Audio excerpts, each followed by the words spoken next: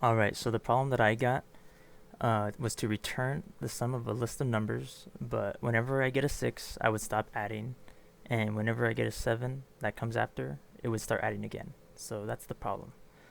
So I was a little confused at the beginning with how the question was worded, but after asking what the 6 and 7 meant and got some clarification, I understood what to do. So first, I took a little while to think of how to start this algorithm. I was thinking to start a loop to traverse each element in the list, and I was also thinking of a boolean to see if I should add or not, and then of course a variable to sum up the numbers. So this is the code that I wrote.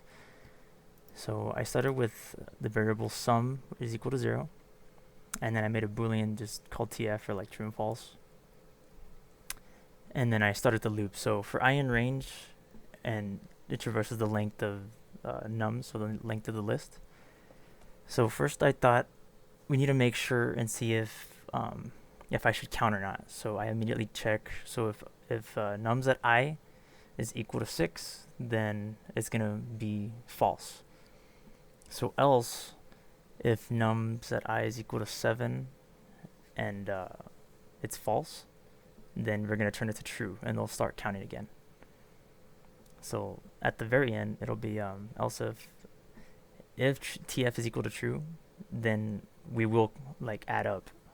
So then the sum is equal to sum plus the element that it's like the value that it's currently on.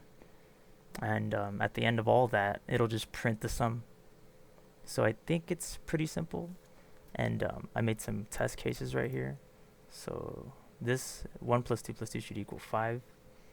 And then 1 plus 2 plus 2, and then stops counting. So it won't count those 99s.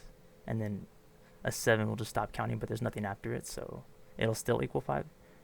And then for this next example, 1 plus 3, and then it'll stop counting at 6 and start counting again at 7, plus 2 is 6. So if I run it, it runs each one fine, and yeah, I think the code works pretty well. And that should be it.